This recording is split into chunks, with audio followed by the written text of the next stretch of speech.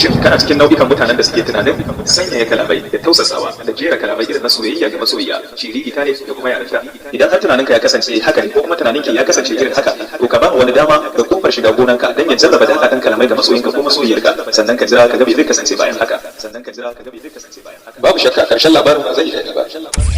Don gujewa fadawa hadarin masu overtaking wato shan gaban na gaba a fagen soyayya, kasance tare da tashar Nawa'im a koda yaushe. Domin karawa lalitar ku daɗaɗɗen kalamai na soyayya, ku kasance tare da wannan a sha sauraro lafiya.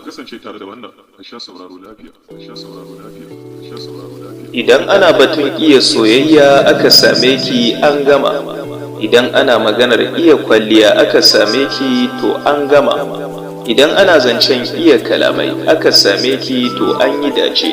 Kin zamo malama a fagen soyayya, tauraruwa wajen kwalliya, kwana wajen iya zance. Idan ina kallon ki sam yunwa bai tasiri a gare ni, idan ina tare da ke sam bana kosawa da kasancewa da ke. Hotonki ya zama shine abin yin tozalina, muryarki ita ce abin karya kumallona. Masoyiya, ina mai miki albishir da cewa na yi mafarkinki kin fito gasar sarauniyar kyawu ta duk duniya, kuma kin zamto lamba ta ɗaya, kuma koda da gaske ne ma ba zan yi mamakin kasancewar haka ba, domin na san kin rabauta da kyakkyawar surar da kowa zai yaba da ita.